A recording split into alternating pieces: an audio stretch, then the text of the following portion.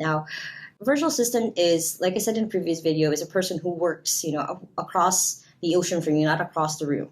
So there's a little bit of pros and cons on it, but the most of the benefits is one, they're basically someone who is cheap. That's the main one that is like kind of like the selling point of why you would rather hire someone across the sea instead of across the room.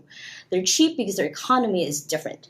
For example, where I'm from the Philippines, here if you get a tooth fixed, it's about $10, but in the US, if you just look it up, it's about $200. So our economy is just cheaper. Our labor here is cheaper. Getting a massage here is about $3. Hiring a driver for a whole full day is about $100. So the labor here is pretty cheap. And if you are someone, for example, if you're working in California, for example, where the minimum wage is about $11, to pay for a full week of your employee, you only have to work a full day. Because here our minimum wage is about $1 to $2. This is US, by the way.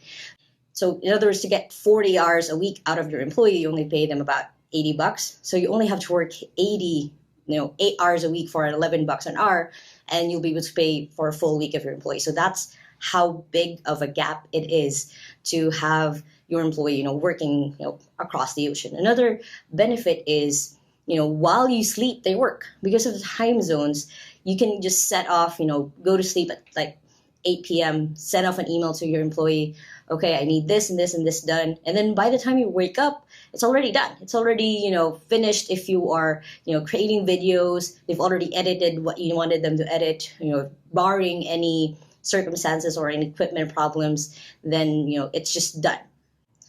Basically, having a virtual assistant gives you time freedom because then you're just working what you want. We're just working on what you want to do on your job and not focusing on the little stuff that you can just give to your virtual assistant or to your virtual employee.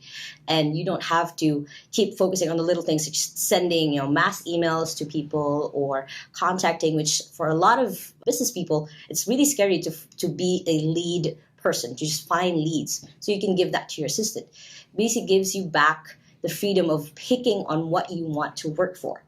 Also, it's just, other than, it's cheaper to hire them, it's also no overhead cost for you. You don't have to rent an office. You don't have to, get a really fast internet for all of them to share. You just have to work in your own office.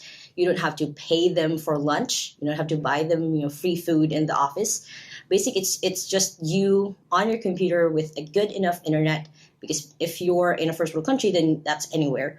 And basically having just, the time to work on your system, work on your business, and they will help you. They will help you grow your business. That's just the biggest benefit, is that they will, try to help you in any way you can, just like a normal employee would.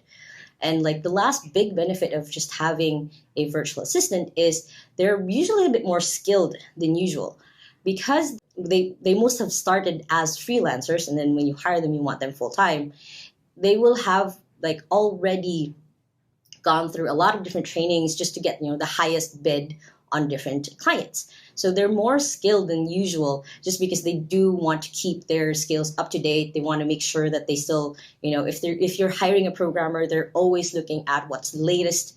If you're hiring a editor, they're always looking at, what's the biggest change on, usually not a lot of changes in the grammar world, but they're up to date on it, just because they always have to be someone to prove themselves to a new employer that they're good.